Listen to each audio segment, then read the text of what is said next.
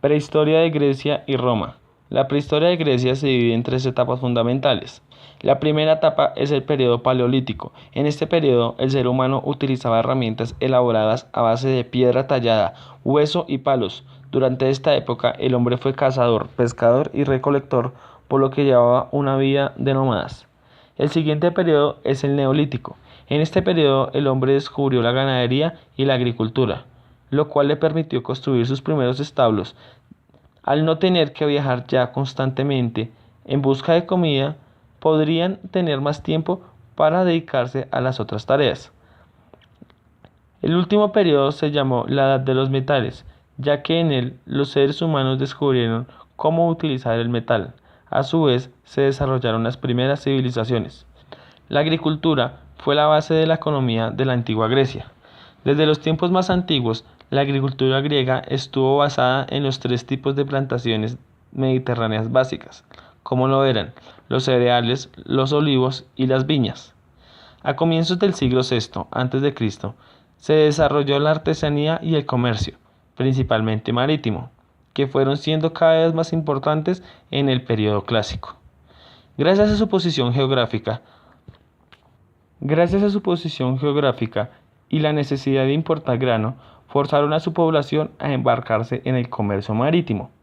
Además del grano, se importaron productos como el papiro, especias, productos manufacturados, metales y materiales de construcción de naves como la madera, el lino y las resinas. Los impuestos no estaban bien desarrollados en la antigua Grecia.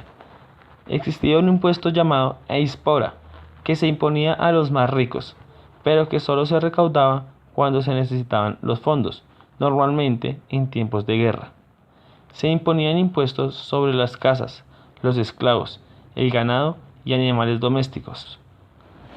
Las primeras monedas estaban compuestas de electro, una aleación de oro y plata, pero luego aparecieron las de pura plata, que eran el metal valioso más común en la región.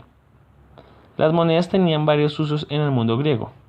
Servían como dinero para realizar intercambios comerciales. En Grecia predominaban tres clases sociales. La clase alta eran los ciudadanos.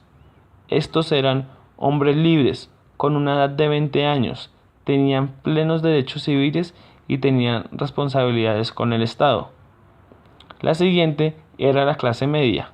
Eran los no ciudadanos, eran extranjeros libres, eran inmigrados y pagaban impuestos especiales. En ocasiones, a cambio de servicios especiales, podían obtener ciertos privilegios como la de los ciudadanos. Por último, la clase baja. Ellos eran los esclavos. Ellos eran hombres no libres. Como oficio podían realizar cualquier actividad. Habían esclavos trabajando en la industria, en las minas, el comercio o en el campo. Los esclavos no tenían derechos civiles, pero participaban en el culto público. Para esta época, los representantes más importantes fueron Homero. Fue un famoso escritor y filósofo griego que contribuyó enormemente en el desarrollo de la literatura. El segundo representante es Pitágoras. Él fue un filósofo y matemático griego que contribuyó de manera significativa en el avance de la matemática, la geometría y la aritmética.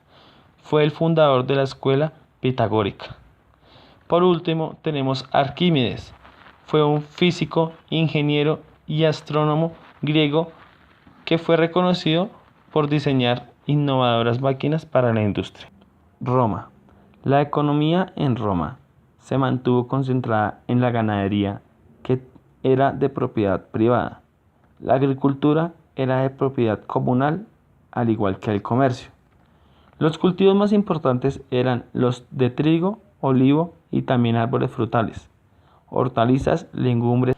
La agricultura era una actividad que estaba muy bien considerada dentro de la sociedad romana. Al contrario de lo que sucedía con la artesanía, Roma en sus orígenes había sido una comunidad de pastores y agricultores, por lo que la tradición hacía que esta actividad fuera casi una profesión sagrada. Los impuestos en el Imperio Romano. Estos impuestos modestos eran aplicados a la tierra, los hogares, los esclavos, los animales, artículos personales y a la riqueza monetaria. En sus orígenes, como en el de todas las civilizaciones, el comercio romano no precisaba de la utilización de la moneda, ya que se utilizaba comúnmente el trueque como medio para realizar las transacciones. Los aportes más importantes de los romanos fueron en la agricultura, los acueductos, el servicio de agua potable, las carreteras, los edificios de varios pisos y la aplicación de la matemática en los espacios. En la milicia, las aplicaciones de estrategias marítimas y terrestres. En la medicina, la estructura socioeconómica de la antigua Roma se dividía en 4 clases sociales, que eran los patricios. Eran las primeras familias asentadas desde el principio de Roma. Los patricios y sus familias constituyen el primer eslabón social.